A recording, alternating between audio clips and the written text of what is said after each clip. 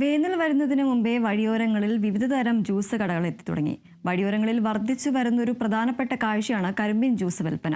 കരിമ്പിന്റെ മധുരത്തിനോടൊപ്പം തന്നെ ഒരൽപ്പം നാരങ്ങയും ഇഞ്ചിയും ചേരുമ്പോൾ കരിമ്പിൻ ജ്യൂസിന്റെ രുചി വർദ്ധിക്കും. ദാഹം അകറ്റി മനസ്സ് നിറഞ്ഞാണ് കരിമ്പിൻ ജ്യൂസ് വിൽപ്പന കേന്ദ്രങ്ങളിൽ നിന്നും ആളുകൾ മടങ്ങുന്നത്.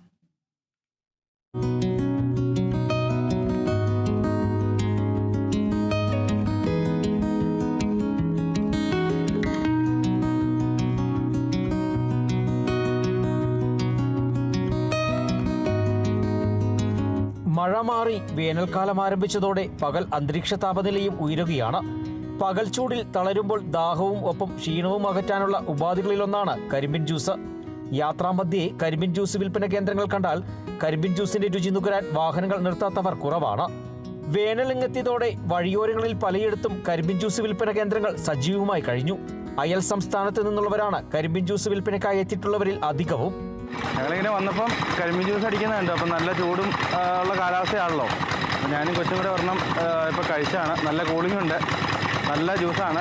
പിന്നെ വിലയും റീസണബിളാണ്. 30 രൂപയുള്ളൂ. എല്ലായിടത്തും 40-50 രൂപയൊക്കെയാണ് മേടിക്കുന്നത്. ഇവിടെ 30 രൂപയുള്ളൂ. തമിഴ്നാട്ടിൽ നിന്നുമാണ് ജ്യൂസിനായുള്ള കരിമ്പെത്തിക്കുന്നത്. അവ ചീകി വൃത്തിയാക്കി ജ്യൂസ് അടിക്കുവാൻ പാകപ്പെടുത്തും. ചൂടേറുന്ന ദിവസങ്ങളിൽ വിൽപ്പന തകൃതിയായി നടക്കും.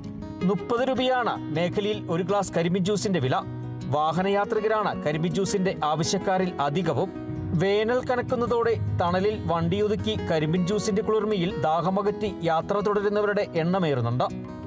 Bineesh Antony, Kerala vision news, Idukki.